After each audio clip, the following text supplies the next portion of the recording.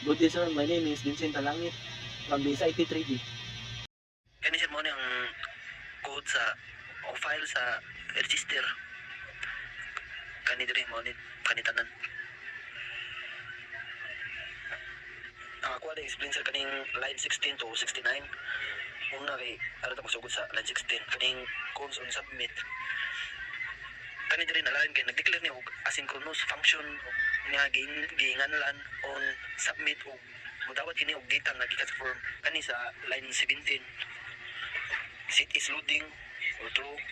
Ibutang ang is loading nga estado sa true aron ipakita nga nag-loading pananglitan disabled ang form o na spinner. Sa line 18 kay kana siya kay sugod kini og try block aron madakpon ang mga posibleng error sa rehistrasyon. Sa kaning cons user data sir arin sa line 19 magsugod kay gihimo ni og user data object nga ipadala ngadto sa API. Ang kanang name, email, password, and password confirmation.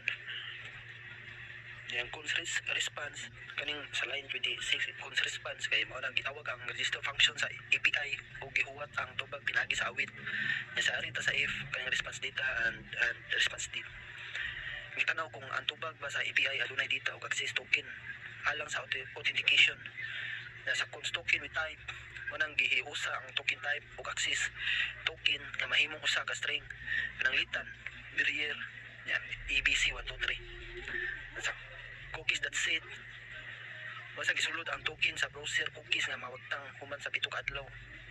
Sa if kung appeal sa tubag ang user info isulod kini sa local storage human bago sa string gamit ang JSON that's stringify.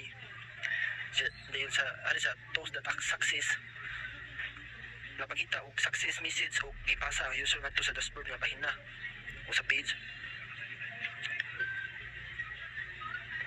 Alita sa line 40 kang else kung walay token pero successful gihapon ang register makita ang message o ipadala ang user sa login page. Sa line 44 kaning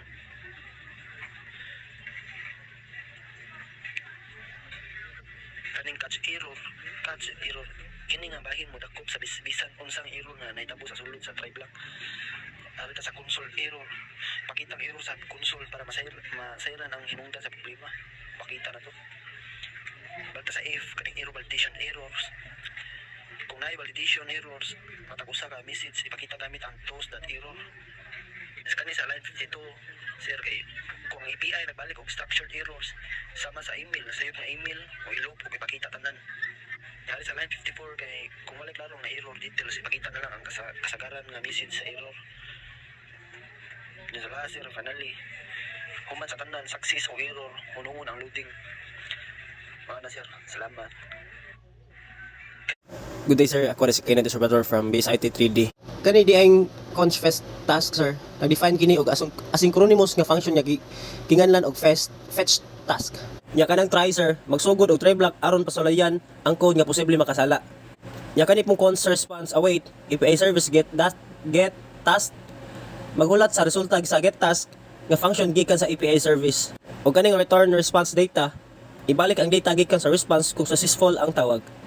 Nya kaning catch error kung adunay error sa try block dire man siya madakpan sa catch block. Nya if error ang response tanawon kung ang error response status kay wala na authenticate. If true error not authenticated i-true ang bagong error nga adunay mensahe nga not authenticated. ug throw error sir, kung lain nga klase sa error, ibalik ang original nga error.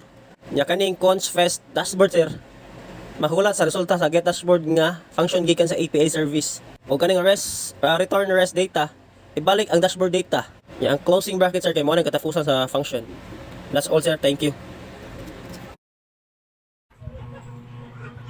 Good day everyone, I am Angela. Nawali, ha? Today, I'm going to discuss the use of API.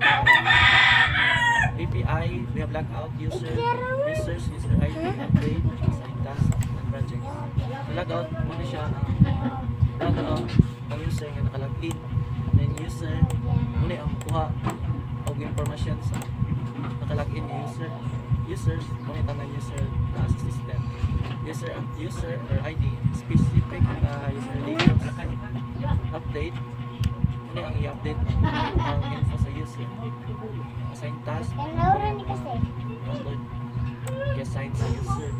Projects, muna yung mga project na gamilan sa user. So next is manage task records and list, add, update, and delete. Di anak. Muna yung magtuwa sa mga task sa lista, tentang bago, tentang sa specific, or update, then delete.